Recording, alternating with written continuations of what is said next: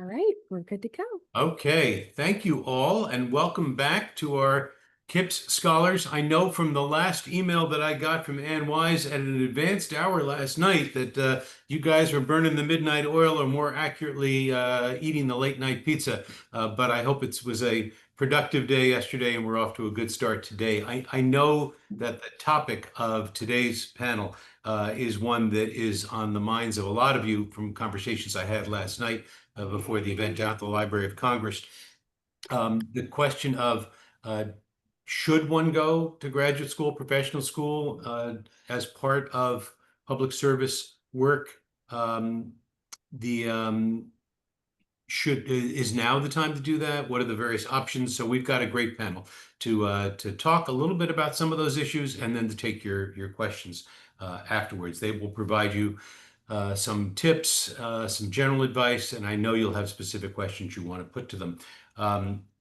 I'm going to keep my formal introductions fairly brief. You have the full introductions in your materials. I hope you've had a chance to review them, and if not, I hope you take the opportunity afterwards to review the very impressive bios of our three speakers. So let me say a couple of words about each of them, and then let's put the ball in play in the order in which they're going to be speaking to you. Anna Wang is the Associate Dean for Public Service and Public Interest Law at Stanford Law School. For most of her career, she has focused on building a robust pipeline to grow the public interest legal community by introducing students to public service law careers. As I'm sure she would say, public service is not just a branch of law, it's also a way of life. So she has influenced not only the students she helps place, but also students more broadly, helping them think out what their career goals are, their personal values, and on top of all that philosophical stuff, how to navigate a very complicated market. She previously served as executive director of Stanford Law School's Levin Center and is the first executive director of New Horizon America, a nonprofit civic leadership development organization. Like you, she received a liberal arts education from UCLA. She got her BA in communications, Asian studies, and women's studies, just three fields, you slacker. And then got her JD from Berkeley School of Law, UC Berkeley. Anna, thank you for joining us today and for all you've done in this field and for the expertise I know you will provide for our students. I should also add that it is good morning for all of us, but it's really good morning for you out there in the West Coast. So thank you for being up early to be with us for this. We'll then proceed to hear about the admissions process from Julie Ito, Director of Admission at Georgetown's McCourt School of Public Policy since 2018, where she oversees the recruitment and application process for the school's 5 master's programs. Prior to coming to McCourt, she served as the Associate Director of Admissions at Georgetown's Graduate School of Arts and Sciences for any students seeking guidance on PhD programs. So she's really a twofer for us today.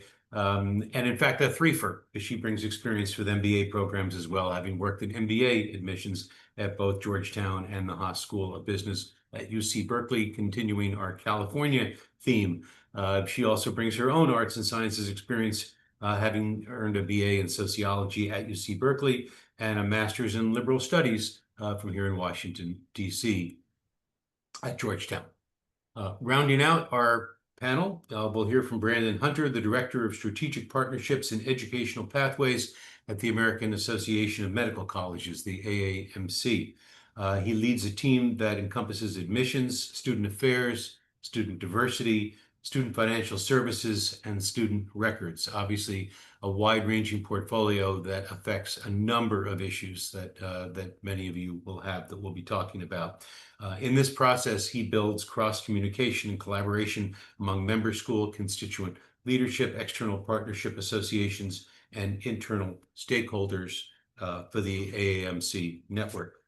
Previously, he served as the Director of Admissions at Morehouse School of Medicine in Atlanta, Georgia. Morehouse with a proud Phi Beta Kappa institution, where he oversaw management of applications, analyzed admissions data to identify trends and maintain relationships with colleges and universities. Also, an arts and sciences grad, he earned his Bachelor of Arts degree in political science from what we in the North would call Albany State University in Georgia. But Brandon, am I right? It's Albany. Have I got that right?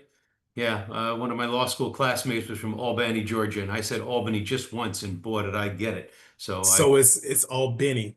Albany. Well, see, Yep. hey, for a New Yorker, I think I came awfully close. I came awfully close.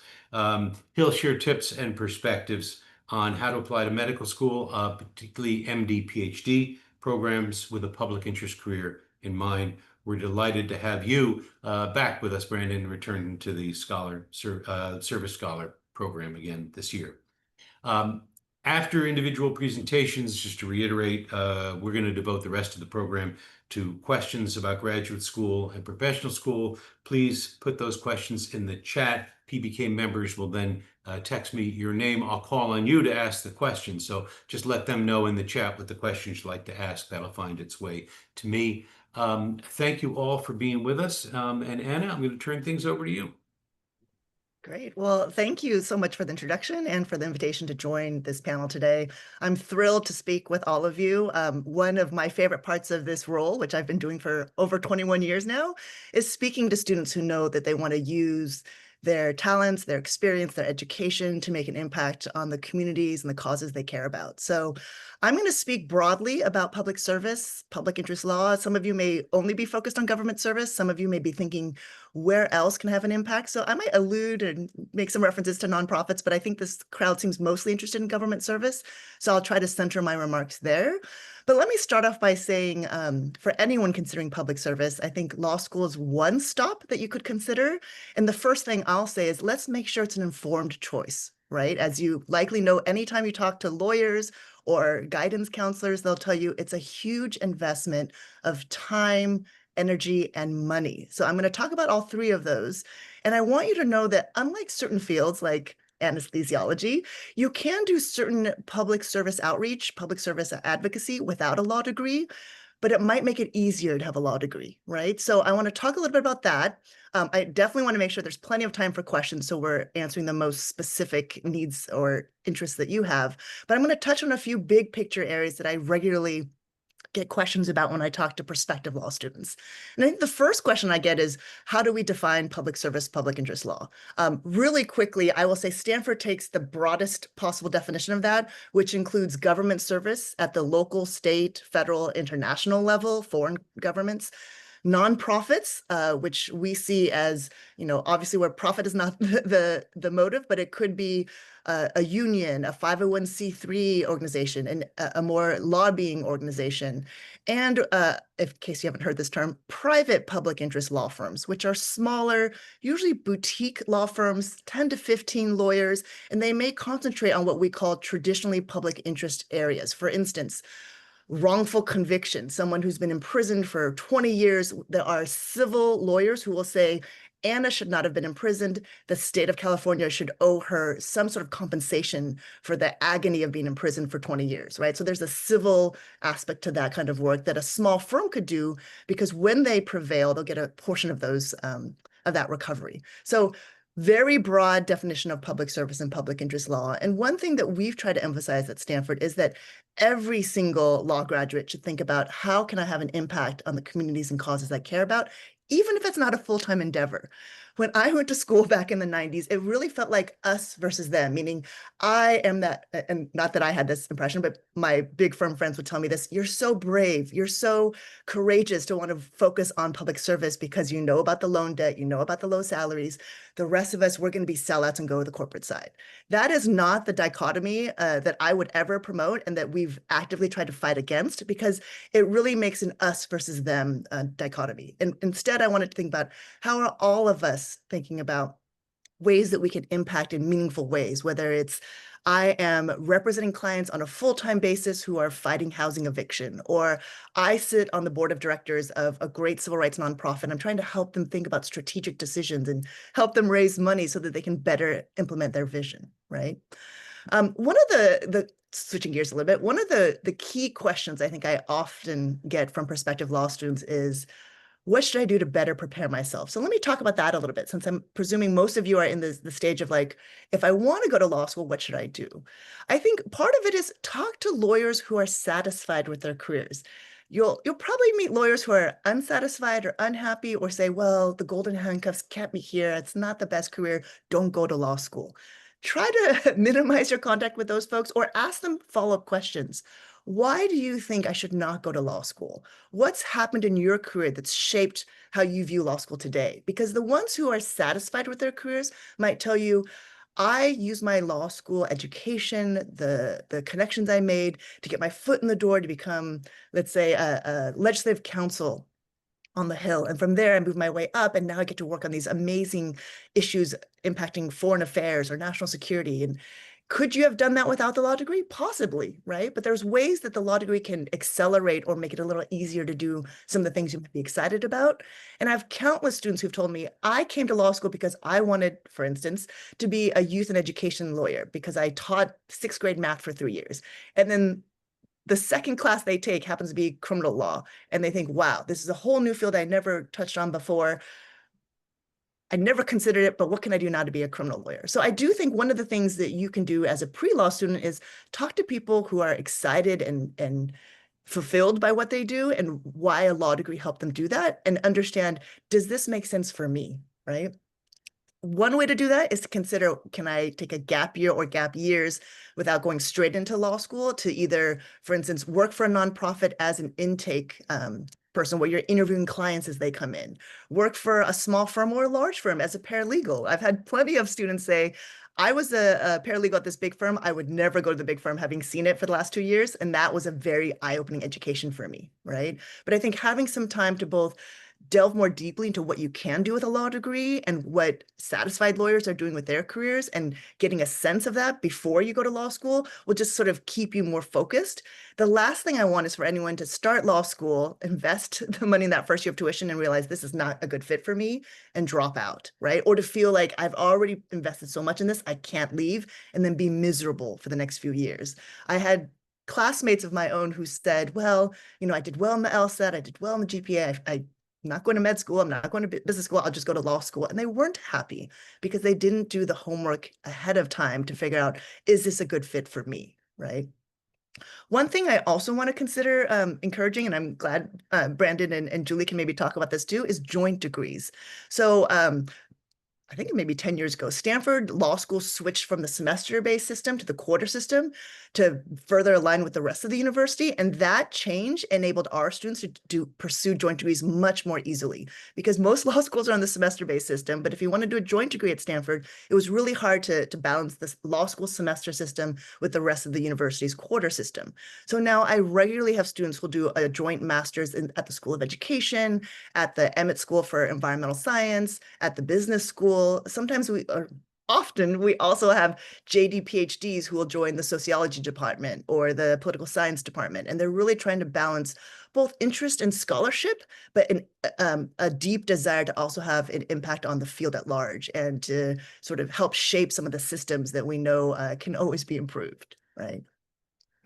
The other thing I want to talk about briefly, and I'm trying to keep an eye on the time too, is entry-level roles. Because I think one thing pre-law students often ask because they aren't getting as much information is, am I looking at this really lucrative, well-paid big firm job or working for peanuts for a government agency or nonprofit?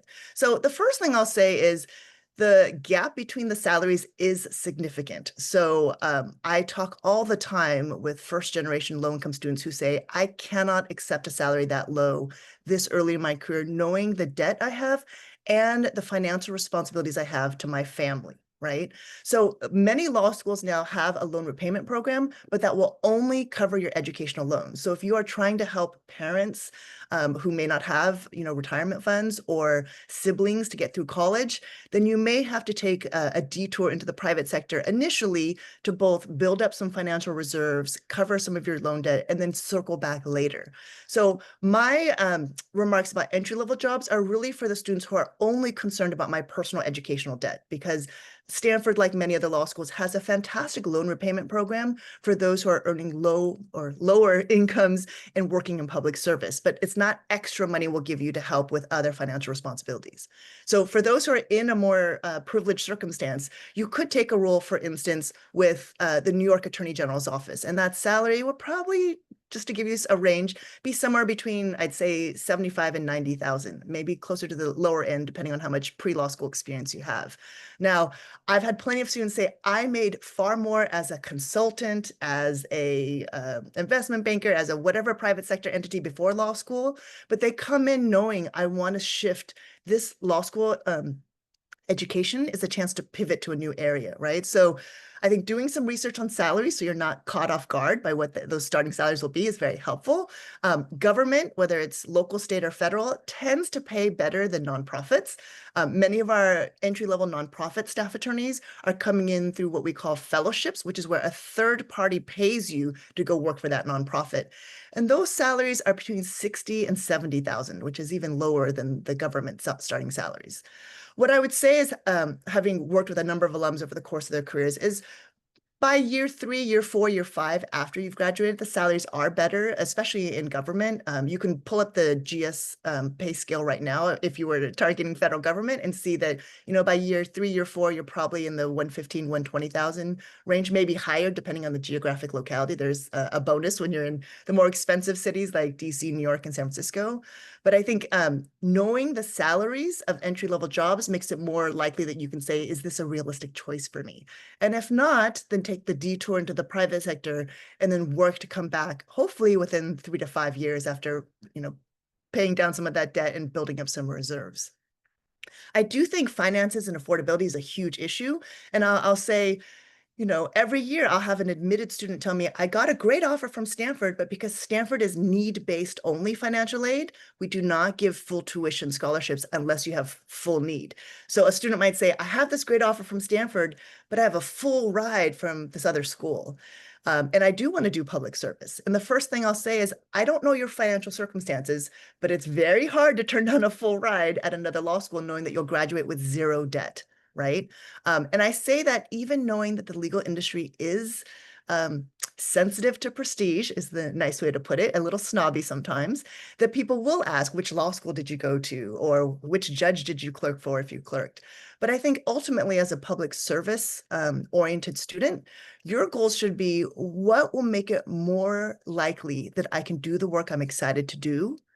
Is it graduating debt-free, or graduating from a great school, but knowing it could take me 10 more years of work before I pay down this debt, even with Stanford's help, or even with whatever law school you go to? So it's a very individual decision. I certainly have had students turn down those full rides, but I'll tell you, more recently, I just had a conversation 2 weeks ago with a student who turned us down to go to NYU for a full ride. So I think with economic challenges on the horizon, more and more students are trying to be more pragmatic and say, let's take the full ride at what will be a fantastic law school as well, and not necessarily take the risk of 6 figures of debt. Right. So I'm going to pause there. I feel like I've touched a little bit on a lot of different areas. Happy to take more questions at the end after the other panelists, but I hope that gives you some sense of how law school might play a role in helping you achieve some of your career goals. And thank you. And I think in particular valuable is to hear how individualized some of these decisions have to be. I know from my own time as a law professor, often students would say to me, my friends are all telling me I'm selling out if I'm going to a big firm. And my usual response to them was to start by saying, have your friends offered to pay your loans? Because if your friends haven't offered to pay your loans, they don't get a vote. These are very personal decisions that one has to make, and also to look at it over time. The first job you take is not the last job you're going to stay with for the 99% of people in the legal profession. So thank you for giving us the scope and breadth of your experience and how some of these issues play out. We'll have a chance to deal with it more in the Q&A period. Julie? Thank you. I think I'm winning. I already remembered to unmute myself. So the next challenge will be sharing my screen. So if you would give me a minute, I will do that. Oops, the wrong one. Here we go. All right. So I'm hoping everyone can see my applying to MPP program slide. And while it's titled MPP programs, it really is a fairly general presentation where I'm going to talk about applying to graduate school and what some of the things you should think about as you're applying. So the first thing I really want to emphasize is to do your research. As Anna said, graduate school is a huge investment, not only of your money, but your time and your energy. And there are so many programs to choose from. 20 some years ago, when I started at Georgetown, there was literally one MPP program at Georgetown. Now we have 5 different flavors of our policy degrees. So, you know, Georgetown's not the only one doing this. So when you can only imagine how many schools there are, how many policy programs there are, and then how many programs within each school. So it's super critical to do your research and to take the time to identify the programs that are best going to fit your professional and educational needs. So in other words, don't rush into this decision. And the good news is that you have all these online resources and LinkedIn and websites and all these things where you can learn about the programs. The bad thing is you have all this information and it's really, paring down all these different schools and programs and just getting organized. So one of the things that's very basic is to just make sure you organize it in a spreadsheet or whatever works for you to collect all the information that's important to you about the programs you're looking for so you can make an informed decision at the end. The other nice thing I think about grad school is that there really is no set timeline. If you're ready to go straight into a grad program, you know what you want, and your program doesn't require work experience, that's great. If you're kind of on the fence, go ahead and take the time, try and find a job. You might figure out what you like or don't like, might put you in a different path, gives you time to do all that kind of research. So whenever you're ready is when I tell people is the right time for them to apply to graduate school. And as I mentioned, at the McCourt School, we have 5 different master's programs. Some of them are specifically designed for people who are more mid-career professionals. So you're not missing the boat on graduate school if you don't go right away. The next thing to consider kind of broadly is the university. And some of these might be kind of obvious, but I just wanted to point them out. You're going to want to consider location. Do you want to move across the country, or is it really important to you to stay local? You'll want to look at things like accreditation, reputation. For me, that's sort of a hit miss. Again, it's going to be more important to me on like curriculum and things like that. But for some people, reputation is really important, and in certain industries, that becomes more important.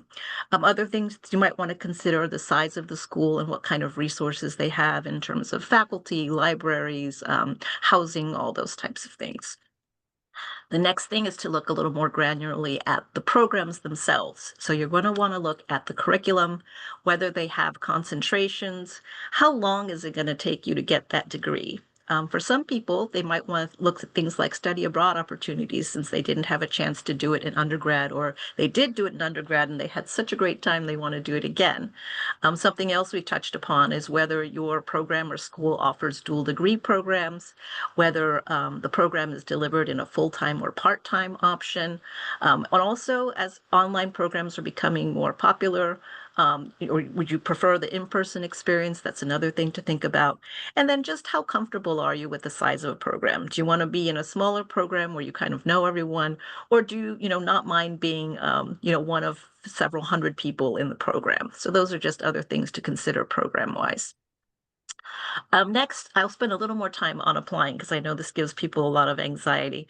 But one of the big things, of course, is looking at the application requirements and test scores. More and more test scores are not required, but if a school does require a test score or if it's optional, sort of think about why they're asking for the score, right? So at the McCourt School, several of our master's programs do require the GRE, and we do allow people to waive out of the test just because of different considerations in terms of coursework you've already taken or economic issues or accessibility, things like that. But we ask for the GRE and specifically the quantitative section because MPP programs have a lot of quantitative coursework in them. And so, we're not just asking them to ask for it. We're trying to parse out people who we think are going to be successful in our programs. And it's not the only measure, but test scores are something that we look at to see if somebody does have some quantitative aptitude. Doesn't mean you have to be in the top 10%. Hopefully you're not in the bottom 10%. But what it does is kind of give the faculty some measure of confidence as to how successful you're going to be in the program. Of course, the programs that I administer are all very holistically viewed. So, test scores aren't the only thing. They look at the actual classes that you've taken in college. They've looked at, your fit for the program, how much research you've done on the program, so they have confidence again that you're going to be happy in the program. Another thing to look at are whether programs have prerequisites. If you're in school now, you want to know that in advance. You can go ahead and take advantage of already being in school to take care of those prerequisites. Again, a lot of MPP programs will have an economics prerequisite, or they want you to be familiar with some statistics or something like that. So that's important to know. Deadlines are crucial. Although some schools will be liberal in terms of extending deadlines, many will not. So again, on that spreadsheet, mark what the deadlines are. And just as importantly, are there separate scholarship applications and what are those deadlines? You definitely don't want to miss the boat on those.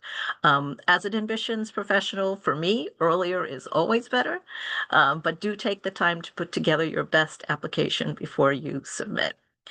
As far as application fees, some schools offer waivers. It never hurts to ask, so go ahead and contact schools and see if they're willing to waive fees. Sometimes they'll do that in affiliation with different schools. Like, for example, at McCord School, if you're a Peace Corps volunteer or you did Teach for America or something like that, or you're AmeriCorps volunteer, we'll waive the application fee for you. So just, check and save yourself, $50 to $100 for each application, and that will be helpful. Letters of recommendation are usually required. And my advice for those is to not worry so much about the fame or the prestige of the person writing your your letter. You really want people that know you well. Not talking related well, but just people who, like maybe the TA as opposed to the professor, someone who's really talked to you, understands what you're doing, et cetera, is valuable to me, not just a general letter from a professor who maybe you spent one office hour with, right? But if you went to your TA section every week and they know you really well, they're going to be able to talk a lot more in detail about you. Same for if you've interned at a congressional office or something like that. It's fine to get the recommendation from your supervisor, not necessarily the senator or, the congressman. Okay. And essays, I can't emphasize enough as someone who reviews applications. Don't let AI do this. You want to be your authentic voice. An AI essay might be fine grammatically and content-wise, but from what I've seen so far, at least, they really lack that heart and that personality. And that's really what people are trying to parse when they're reading these essays. So, take the opportunity to control the one thing you are in complete control of when you apply to graduate school, to tell your story, make your case for why this program is right for you and why you would be a good fit for that program. So, obviously read the prompts, answer the questions. Don't try to multi-purpose one essay to fit the applications for 5 different schools. Okay, specificity is really key in my view. The next thing, and Anna also touched on some of this, finances are super important. You're going to want to know what the tuition is, what kinds of federal financial aid opportunities are available, but other kinds of aid as well. There are a lot of different scholarship organizations out there, whether they're part of foundations or religious organizations, community groups, et cetera, et cetera. So, if financial worries are big for you, make sure you do that research. They also have lots of scholarship databases. So I think scholarly.com is one. You can definitely look at things like that. Also see if your university that you want to go to offers any kinds of assistantships. University tuition benefits are great. At Georgetown, if you work for one full-time year, you become eligible for staff benefits, which cover 90% of tuition expenses. So, that's a huge bonus. And maybe you spend a few years working for a university, but in the end, you don't have that huge debt as others. So that might be a good investment. And if you're working elsewhere, see if the company has tuition benefits of some kind. The other thing I think sometimes gets lost is, the cost of living where you live. The cost of living is going to be very different depending on whether you live in Iowa or in New York City. So you need to take a look at that. Factor in things like fees, books, insurance, all those things. That said, even though the financial piece is daunting, don't count yourself out. Right? You never know what kind of aid you're going to get from different schools. And, if it's a full ride, great. If it's a 50% scholarship, that's super helpful. You really have to think about how much, debt you're willing to take on at what point in your life, what the payoffs are, and all those types of things. So again, a very serious decision that demands a lot of thought. The next few things, you might be interested in the faculty that you're going to be working with, what kinds of research they do they have specialties? Do you get a sense that they're really accessible to you, and that they're going to be helpful to you? Again, do they hire RAs, things like that? The last few bits, your classmates. You want to know where your classmates come from and how much experience they bring in, because you're going to learn not just from your instructor, but from your fellow classmates. You can look at how diverse the class is, whether they come from all over the U.S. or international, what's important to you in terms of fitting in, what the class size is, and all that factors into the alumni network and what kinds of networking opportunities or bonuses you can get being part of a alumni network. Again, some extracurriculars, if that's important to you to get involved in student groups, and for people who are interested in public service, this is a great way to kind of hit the ground running and get involved in school, and activities that help out in the neighborhoods where the school might be located, and just kinds of opportunities to learn outside of the classroom, because you really want grad school not just to be an in-class experience, right? It's a few years of your life that you really want to develop your whole self and your best self, and extracurriculars are a really great way to do that. And then I think this kind of ties back to the whole investment piece in terms of career and work. What kinds of career offices are available? What kind of services do they have? What are the career outcomes? Where do graduates go after graduation? And one of the nice things I think about policy programs is that, public policy really affects every part of life, whether it's healthcare, it's the environment, whether it's criminal justice, whether it's youth services, whether it's diversity. It touches upon everything.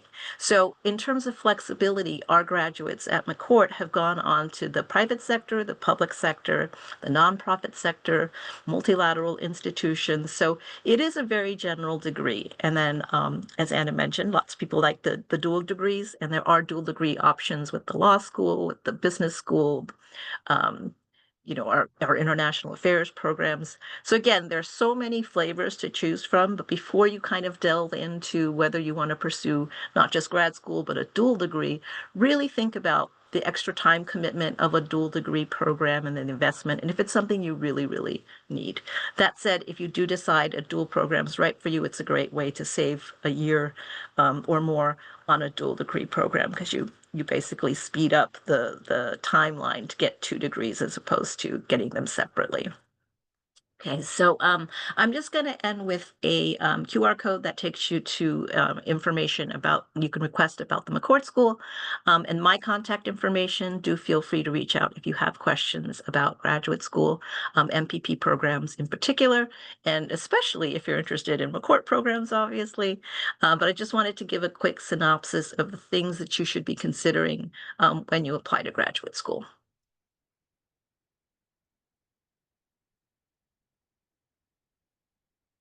Okay, I'm going to stop my share and hand it back to Frederick. Thank you, Julie.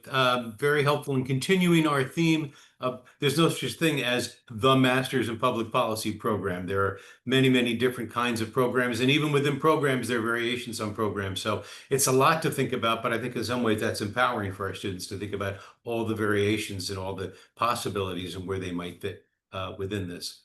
Brandon, turning to you. Thank you. Appreciate it. And welcome, everybody. Hope everybody is having a great day. And again, my name is Brandon Hunter. My goal today is to talk through, I just sent you a share request, by the way, too, as well. Just to talk through the Association of American Medical Colleges and the admissions process and some benefits and resources that would help you if you're looking to go into the field of medicine. Okay. Let me share my screen.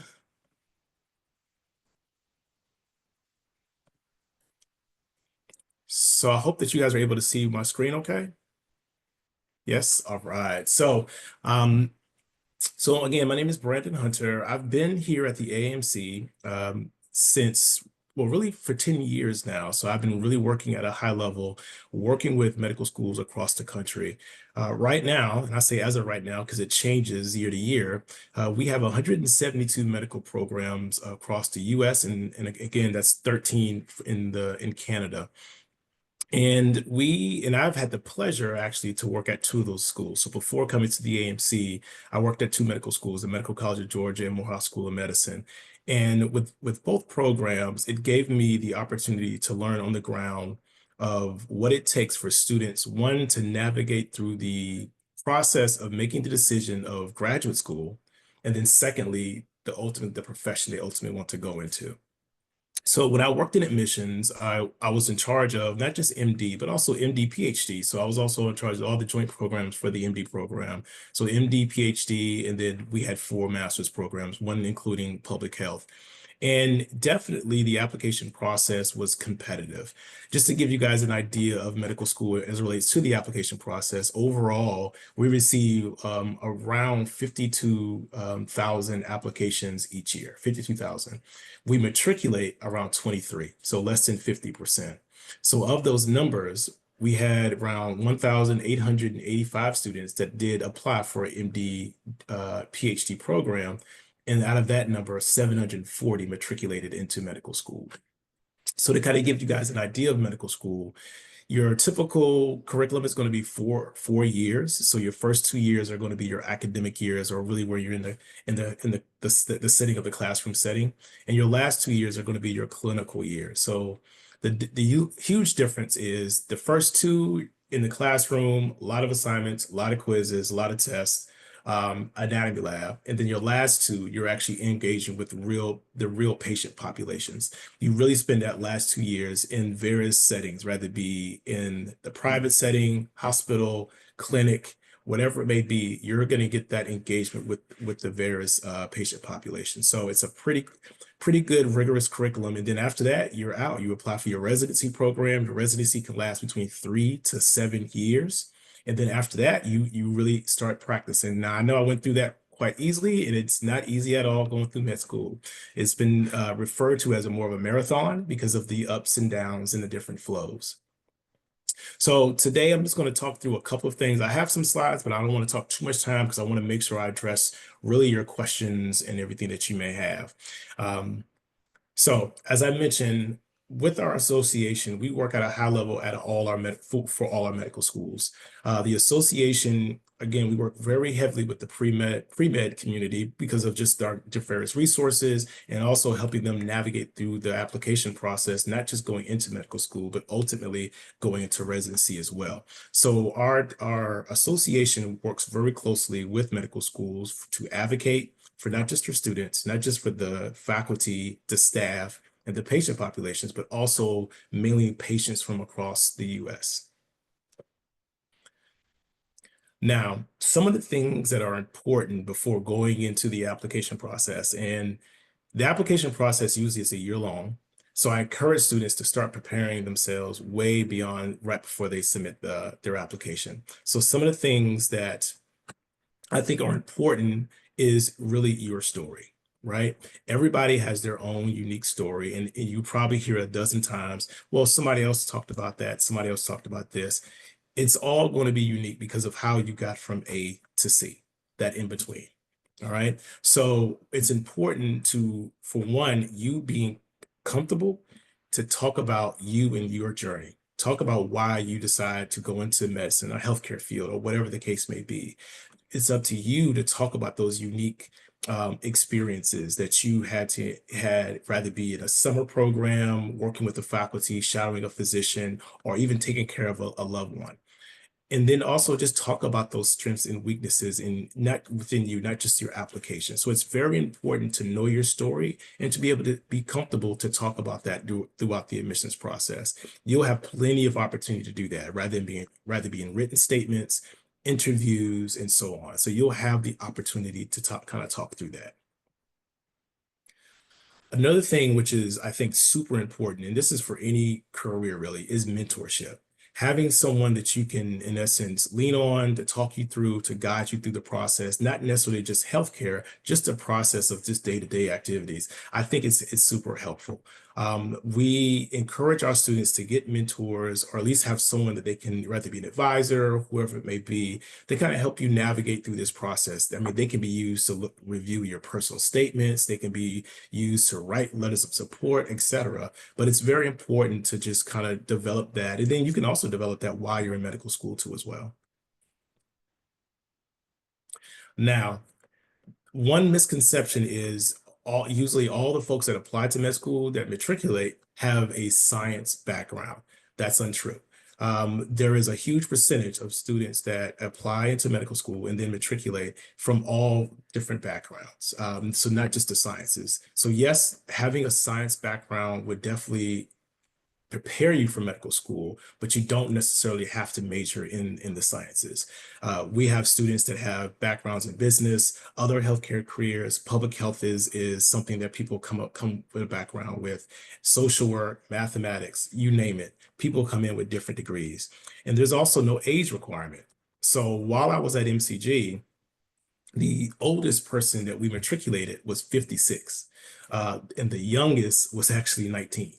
So it's a wide range. There's no cutoff. If you decide you want to live life for a little bit and decide to come back, we'll welcome you. Schools have a history of looking at non-traditional applicants because they, in essence, have lived life, versus a lot of undergrads, they may not even pay their Verizon bill. Somebody else does it for them. So having that life experience definitely helps you in the process of not just going through the application process, but also in medicine too as well, and working with your peers while you're in medical school.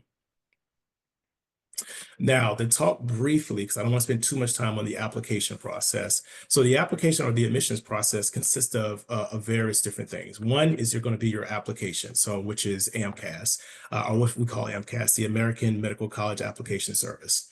So we have a lot of acronyms with my association, so please forgive me if I say something, just ask me later and I'll make sure to spell it out for you. So it starts off with your main application, which is sent to our office. And when I say your main application, so of the 172 medical schools, you would go through our application and then select which school you want your application in essence to go to. Now, it's not just your application, it's your transcripts, your letters of recommendation, your MCAT scores, all those different things are all added into one central application or one central system, and then it's then transferred to those schools that you choose. Now, we have 172 medical schools. One thing I would tell you, I would encourage you not to apply to 172 medical schools. It's important to find a school that fits you, your beliefs, your ultimate goals in terms of what type of physician you ultimately want to be. There's some schools that specialize in research and specialties. There's some that focus on primary care, where they want you to be on the ground, dealing with those patients, be their first contact. So it's important to figure out which of those schools that you want to ultimately apply to and not apply to all of them. I would encourage you, don't apply to even half. It's not worth your money at all, because you'll be spending much more money in fees than actually being successful in the process. Now, the process for us usually starts in early May. This is when the application comes available, and then late May, usually early June, is where you're able to submit it, and then it goes to the different schools to be verified and so on. So our process is year-long. We start in May. So for this year, students started last month to fill out the application. So for the students applying for this year, they'll start next August. So it's kind of like a year-long process. Now, if this is just another application, another resource for you is our post-baccalaureate pre-med program. So we have some students that might have say, you know what, I'm gonna take a gap year. I want to take some time to strengthen my application, get more knowledge because I either was working too hard, whatever the case may be in undergrad. We have a database that will give you post-baccalaureate or master's programs that will help strengthen your application, whatever it may be. It may be academically, it may be getting experience, it may be just getting the engagement with a healthcare professional. So we have a list of programs that will give you pretty much the criteria that you're looking for to make you competitive if you decide to apply, if you take that gap year. So taking a gap year, there's nothing wrong with that. People have taken a year to 50, but it's important that you be productive during that year. It's not a year to go on vacation, not the year to just work at the skate shop or something. You want to use it to actually be productive, to strengthen your application whenever you decide to apply. So shadowing, academic performance programs, all those different things will just make you a more competitive applicant. Now, I know we spoke about the LSAT. So for medical school, you have to take the MCAT, which is a centralized exam, which is a computer-based exam. So you have to go to a testing center, and that's where you actually take the exam. They're available really across the country, but again, it's you have to take it in person. And then the exam is broken up into 4 sections, as you see here, kind of give you an idea of how many questions. So a lot of the MCAT is going to be on the sciences that you typically would have taken it in undergrad. So biology, chemistry, organic chemistry, physics, some biochemistry for sure. So it's important that you do extremely well in those courses, understand those concepts, because you're going to see those again on the exam, but not just the exam, a lot throughout med school, especially your first 2 years, which are going to be the lecture-based years. Here is the testing scores, kind of give you an idea of the averages and then the total. And you usually get your score back within about 30, 35 days of your exam date. Now, one thing I encourage students to do is look on our website for resources to take the MCAT. They are free. They are available for you. Now, there are some that if you want a practice exam, they're like $30, $35, and you get about 3. If you and a friend, or let's say 10 people, if you divide that up, that's less than about $3 probably per person. So I would encourage you to, one, work together to share resources, but also go online to get the resources before going to all those tutoring services, which are good. They're very helpful. But before going there, look on our website. The stuff is free. I encourage you to go to it.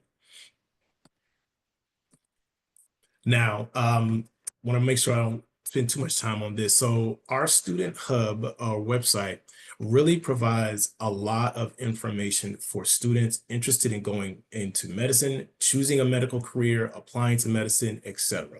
It's a lot of resources. We have resources even for K-12 students, okay? We have plenty of things that will help you navigate through this process, but also help you be prepared before actually starting it.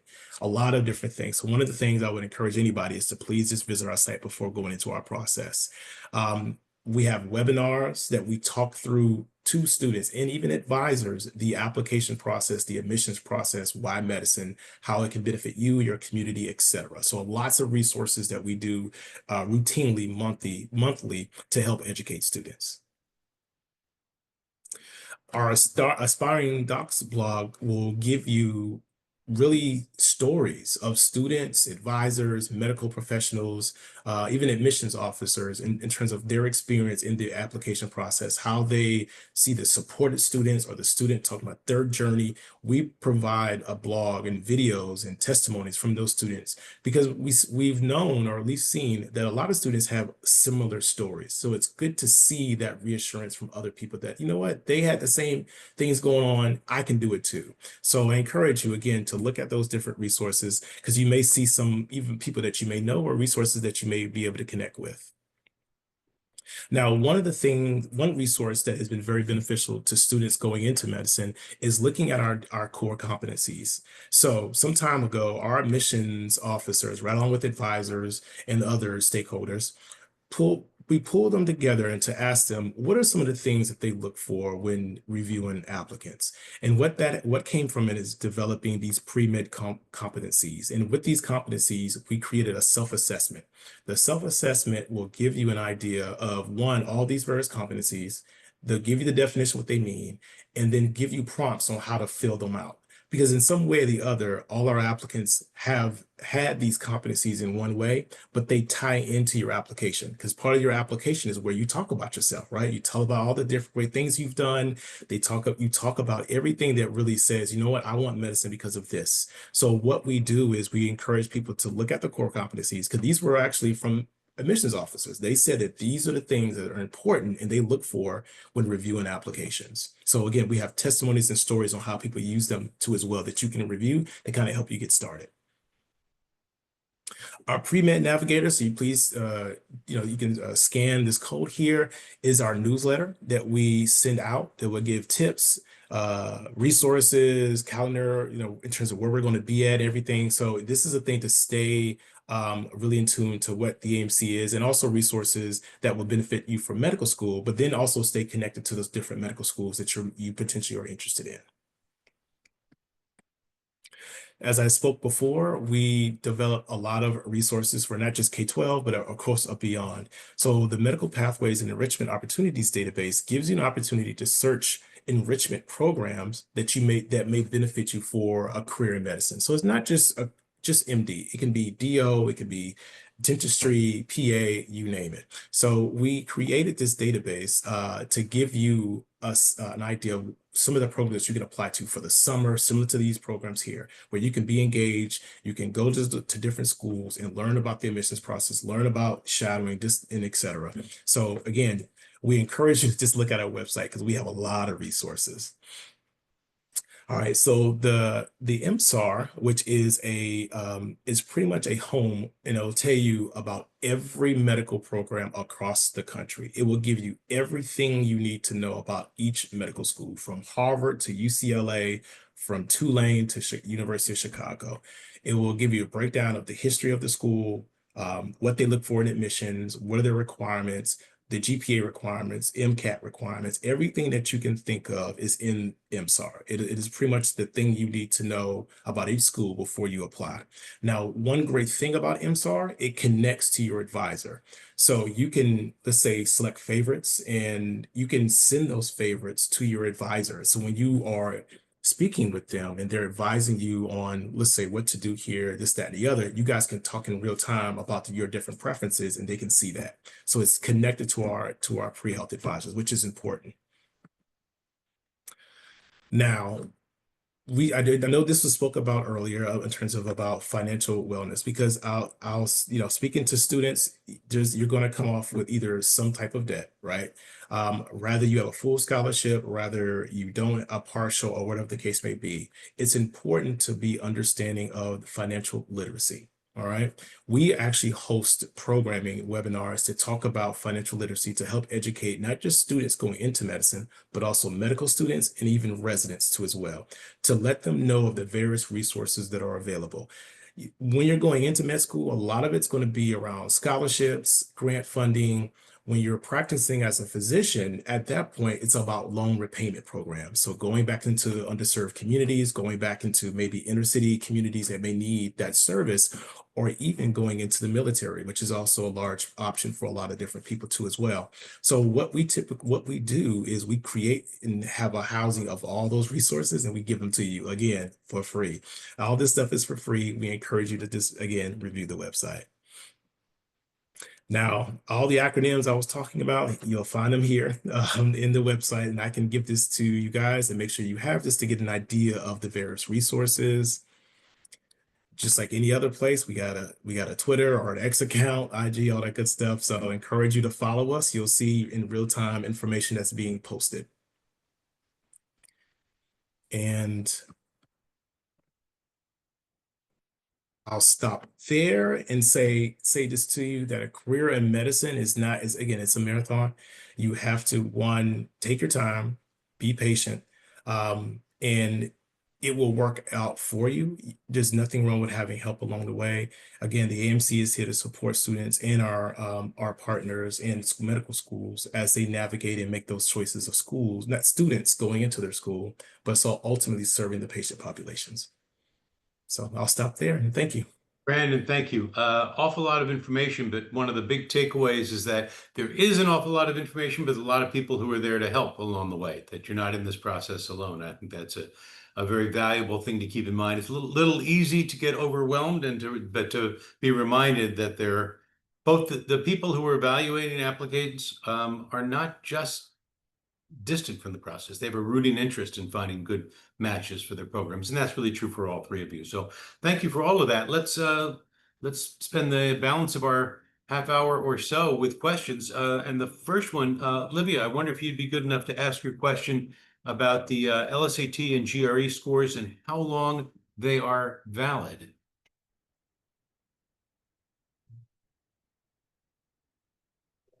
Yeah, so I've been told by different advisors that sometimes it's best to take the exams once you finish undergrad when you're still kind of in a test-taking mindset.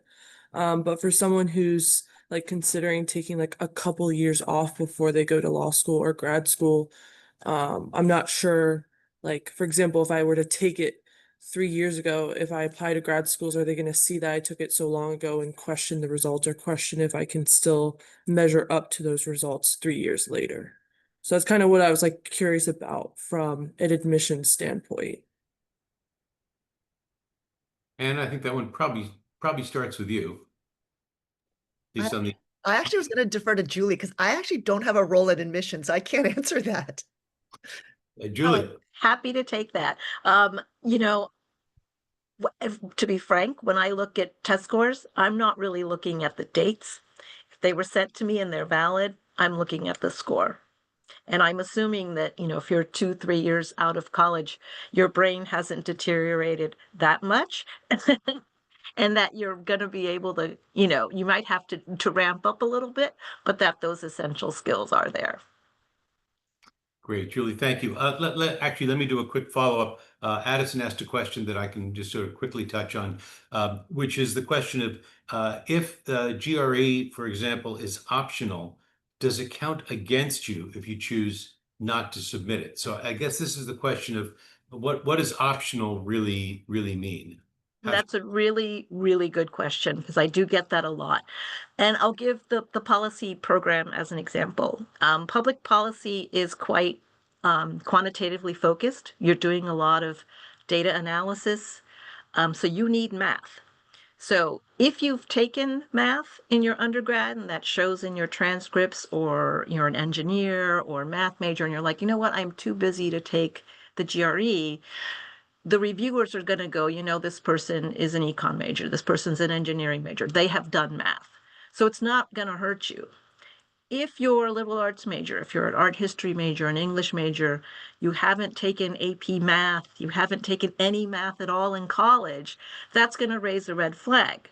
So if you're a pretty good test taker, taking that GRE is a good way to say, hey, you know, I didn't take math because at that point I wasn't that interested. Now I realize this is a quantitative skill set that I want to build. I have this baseline ability to do math, and that's what I want to build on. That's when it's super helpful to take the GRE, to kind of say, hey, maybe I don't have this much math in my background, but I'm capable of doing the work. So it is optional, but you really have to think about your individual circumstance and whether taking the test is going to hurt you or not, or help you. But it will be an unanswered question if you don't have a lot of quant in your background and you want to take a policy course. Hope that helps. Very helpful. Thank you. Jacob. Yeah, so I have more of a STEM background, so maybe this is more for Brandon. I'm not exactly sure if I'm interested in med school specifically, but in terms of taking a gap year and things like that, and going into potentially a graduate program, is there like a certain time frame there where maybe like the classes you took in undergrad like almost expire, or like you know what I'm trying to say, like if I took a 5-year gap year, are they going to say, okay, we need you to retake, you know, biochemistry or something like that? Like it's no longer valid for this application to graduate school. Is there like a time frame like that or anything like that? Sure, no, and that's a good question as relates to the gap year. So there's no time limit that schools would accept your courses. So they would accept it if you've taken it 20 years ago, 30 years ago, 50 years ago. But keep in mind, each year the competitive pool continues to be competitive. All right. So if you haven't taken a course, let's say 5 years, 10 years, even though you might have done well, but if you haven't been in the academic setting, the question would be, well, what have you been doing for that period of time that you've been out, rather be, again, a year or 50 years. Now, if let's say in academic, and I'm not saying this is you, let's say in undergrad, you did fairly well being, let's say a 3.2, 3.3, right? And you haven't taken courses in about 4 or 5 years. They're going to look at, because again, compared to the rigorous in the competitive pool, they're going to look at how, you know, fresh that you would be and really coming off of a break like that. How well would you be able to perform in the rigorous of medical school, being out of the classroom setting for that period of time? So one thing I would just consider is talking to an advisor first. If you are looking to take a gap year, whatever it may be, I would speak to somebody, rather be your advisor, rather be even an admissions professional within your state.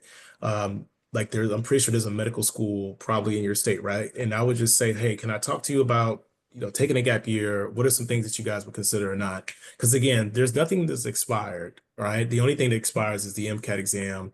After, schools won't no longer take it if it's older than 5 years old. But you can retake it, but you only can take it 7 times in a lifetime. So keep that in mind. You don't want to just be taking it just to take it.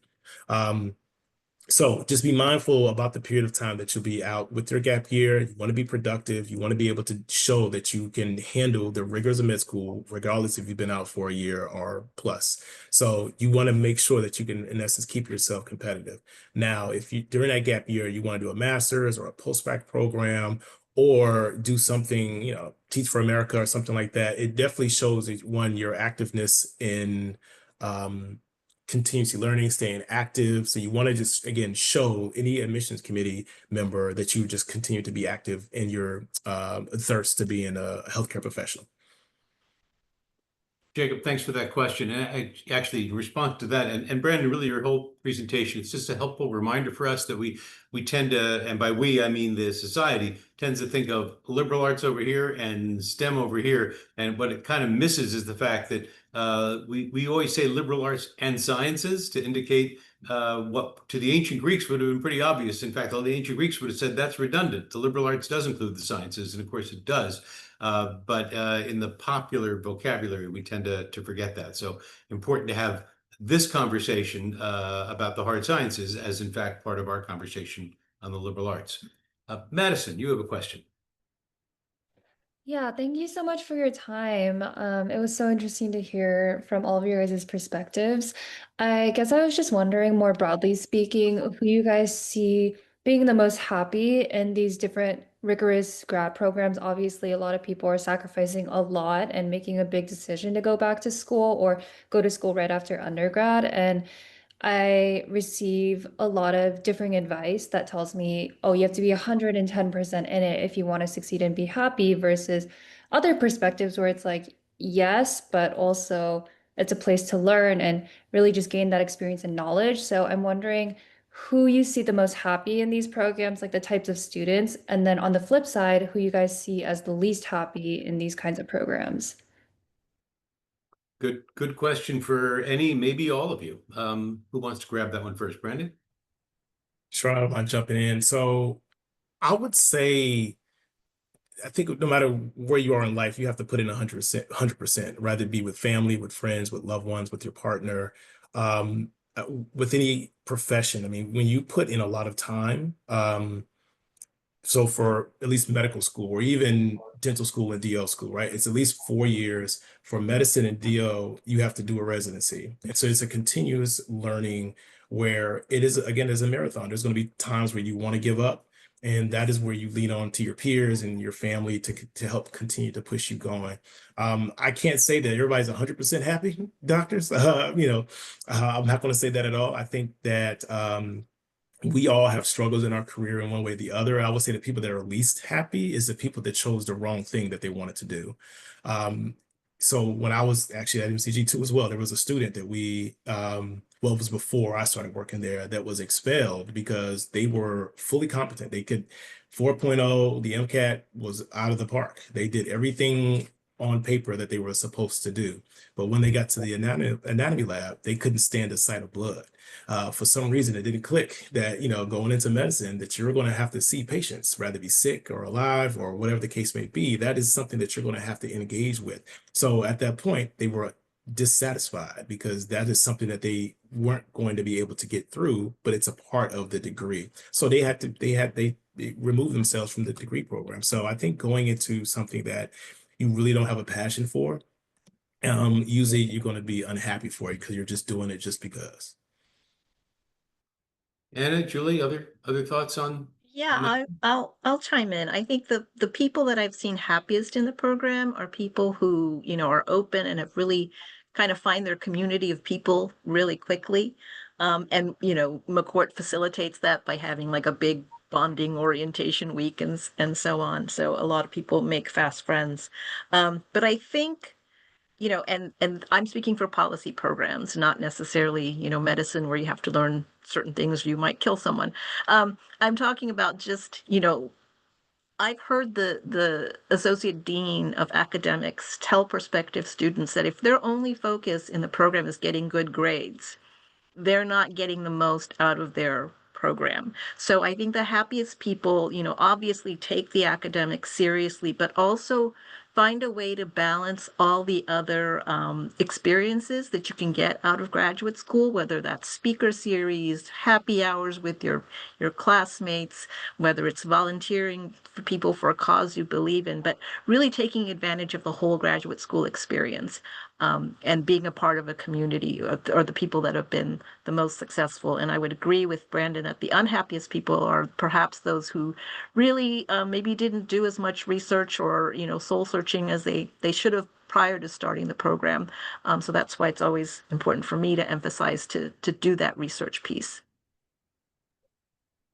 I want to add and affirm both Brandon and Julie's points. I think we talk a lot at Stanford about having pursued work that aligns with your values, right? Part of it is trying to figure out, okay, what am I good at? But you don't want to be like the med student Brandon mentioned. Just because I'm good at X and Y, I'm going to go do that. You can be good at something and hate it, right? Like that example has, like, you might be the smartest person in the room, but if you can't stay on the side of blood, you're not going to be a medical doctor. So too many very smart, great writers, people who like to argue, might go to law school and be very unhappy because maybe they're non-confrontational people. They don't like the fact that I need to argue with someone else about this particular position. Or in my case, I'm very people-oriented. So it was very hard to spend 8 weeks in front of a laptop, 12 hours a day in my first legal internship. Even though it was education law, I thought I need something much more dynamic and engaging, and I want to talk to people, right? So being a civil rights litigator, which I thought I wanted to be, was not a good match. So I think touching upon some of the points Julie mentioned, finding your people is huge. Not only because, and I saw this when I was skimming the chat, you might be one of the minority of students pursuing public service full time, but you want to make sure that you have folks who will pick you up when you are having one of those bad days, or that you can help pick up other people when you're having a bad day, and questioning, am I in the right place? Is this worth my time and energy? And do I really want to spend this much money on this education when I could be doing something else where I find it's meaningful work, but maybe doesn't require a JD, an MPP, an MD, right? So I do think doing your research ahead of time, finding the right school and the right community makes a big difference. Maybe you go to a school where you don't click with other students, but do you have some other social support network? Like for instance, many of our students as first-year students, we call them 1Ls, will immediately sign up for a pro bono project. So you keep a hand in the real world and say, every Saturday, I'm going to go down to the juvenile detention facility and teach the youth there know your rights information, or I'm going to go and represent survivors of domestic violence as they're seeking temporary restraining orders. But some way to keep you connected to what you care about and remind you, why am I making the sacrifices I'm making? One of the oldest cliches in the admissions world is that it's a match to be made, not a race to be won. And it got to be a cliche for a reason, because it's really, really, really true. All of you on the Zoom, you wouldn't be here if you hadn't been very successful academically. That was part of what brought you into being selected as KIPP scholars.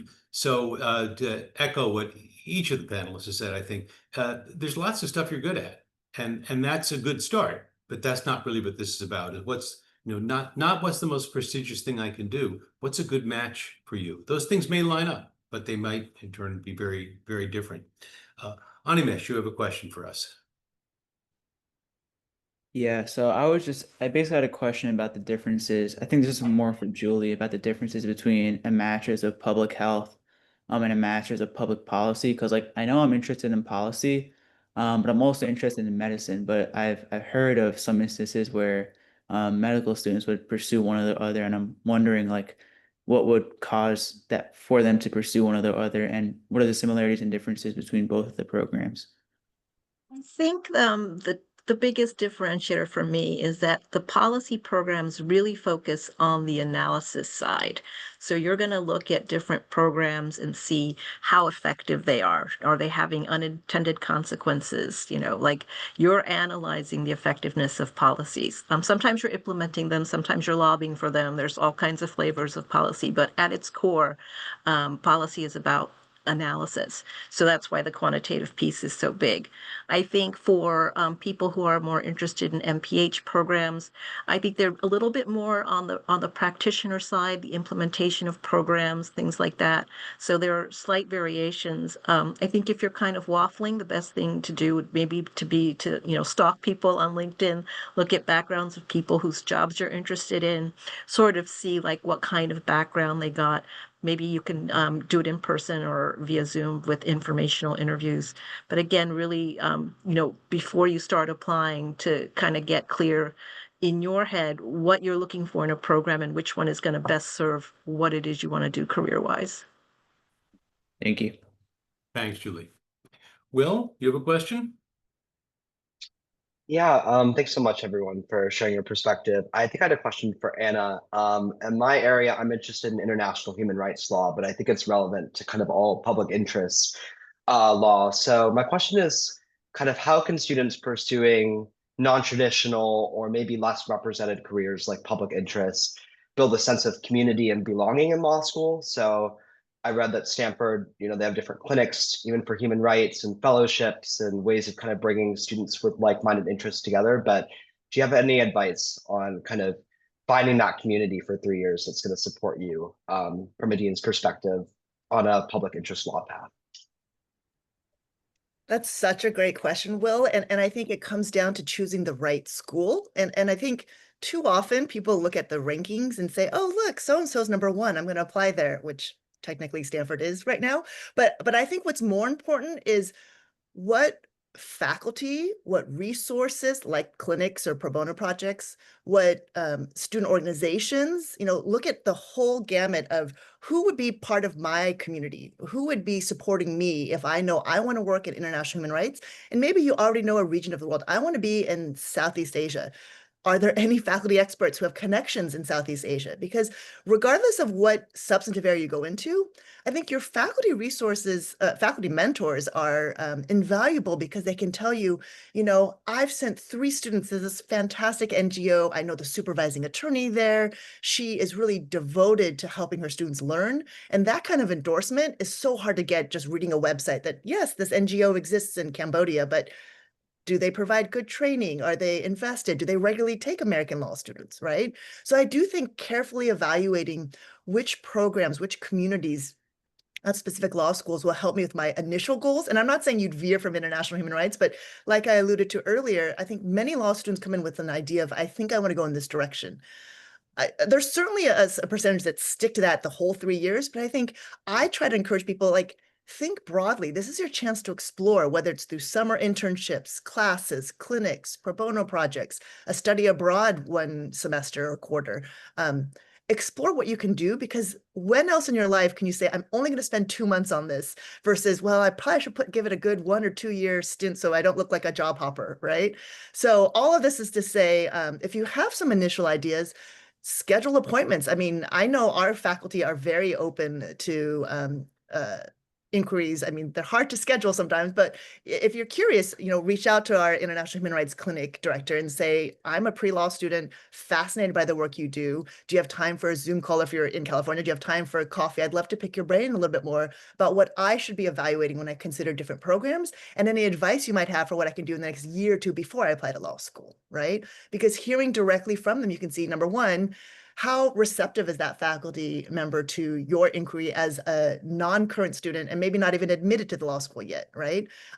Certain law schools will roll out the red carpet once you're admitted. Like, I'm going to get this personalized email from Professor Pam Carlin, who's read my resume because I've been admitted. But what happens when I'm a junior in undergrad? I have no admission yet. I'm not even sure I definitely want to go to law school. How will these faculty respond to me? And I think that gives you a sense already.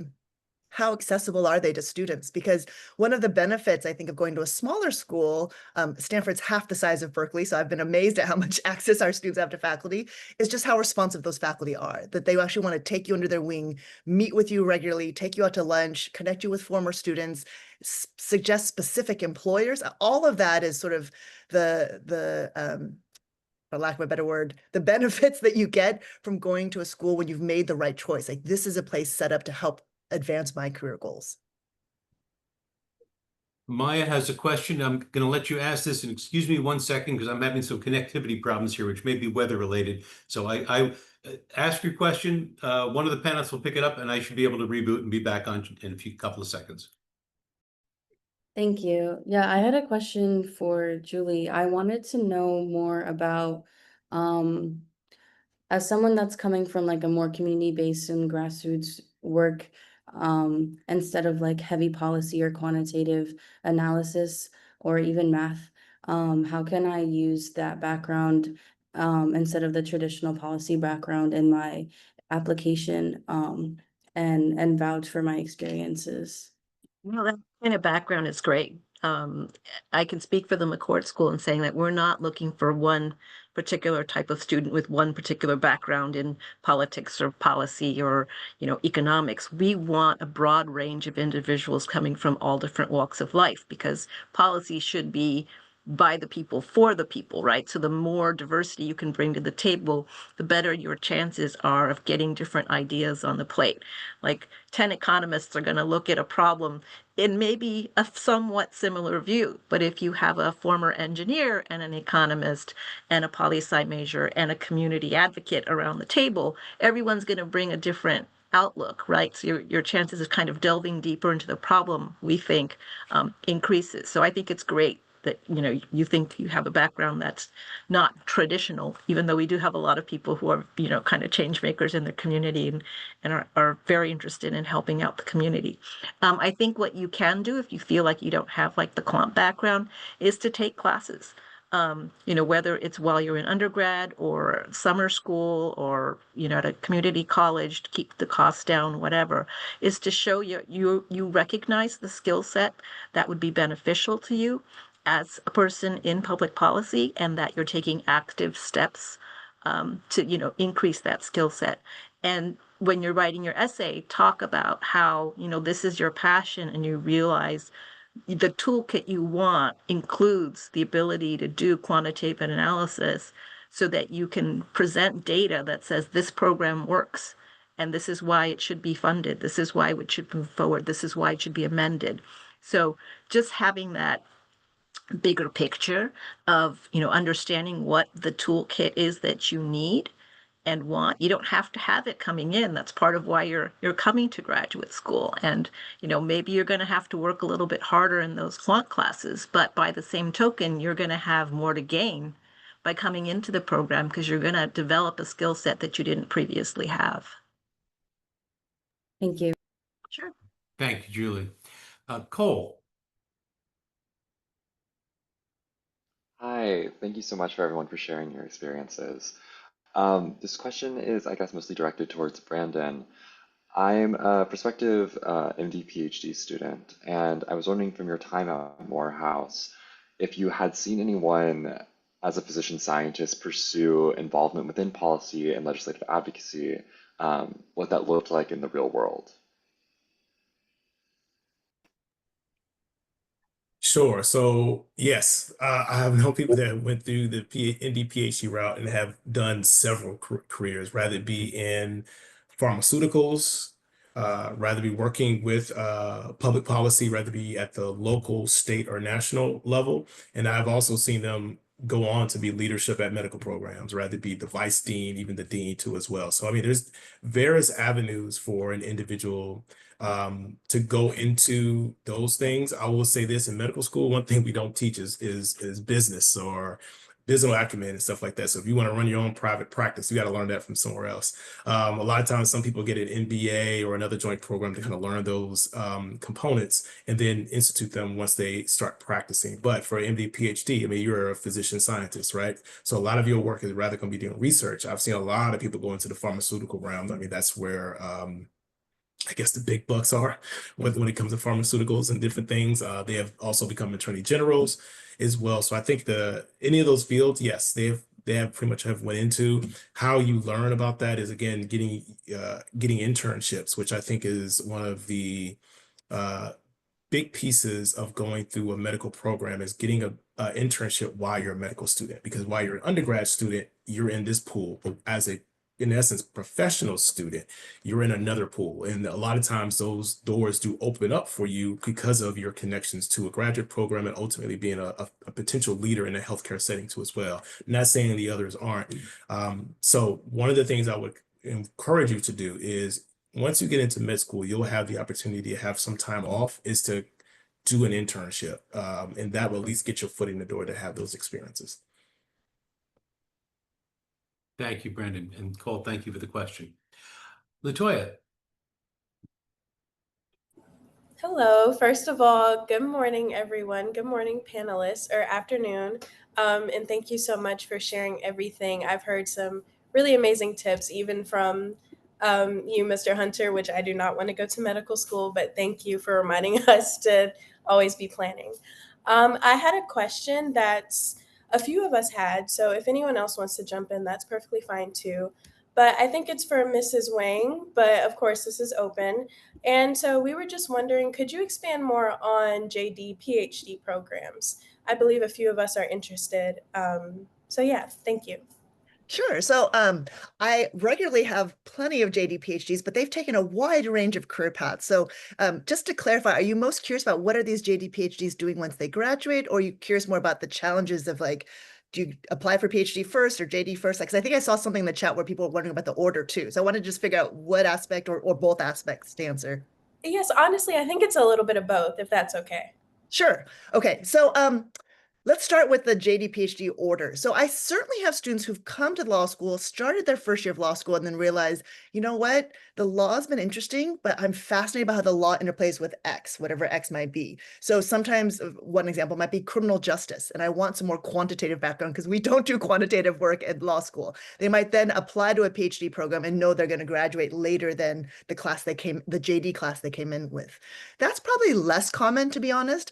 Many of the alums I've worked with some of them were in a PhD program, ABD, meaning all but dissertation, when they realized I want to do something more than just academia. And then they decide I'm going to go to law school. Others might be in their first or second year of a PhD program and realize, having talked to my PhD advisor, having talked to some other folks in the field, a JD would help me do X. And so let me talk a little bit about X, but the logistics of it are such that we have people who come in to the JD already admitted to a PhD program or even having had a few years under their belt, people who start the JD program and then apply to a PhD program. My understanding is that because the PhD programs tend to pay for your tuition and living expenses, some of my JDs have started the JD and said, can I get a PhD? Because then they'll cover the law part too, or there's some sort of overlap. So it's a nice financial benefit. I might just encourage people to look more deeply into. Again, I don't get involved in financial aid. I just hear anecdotally that, not only is there a tuition waiver, but maybe there's a small stipend too. So that can be very helpful if you're trying to look at how do I minimize my loan debt on the front end. In terms of once they've graduated, I certainly have had, I can think of 3, 4, 5 alums who've gone straight into traditional law school academic teaching roles. I have a JD PhD in economics. I am now teaching law at Columbia Law or something, right? That seems to be more of a recent trend where more law school faculty have JD PhDs. But I also know alums JD PhDs who are teaching in like the political science department. That's not the law school. It's the sociology department, right?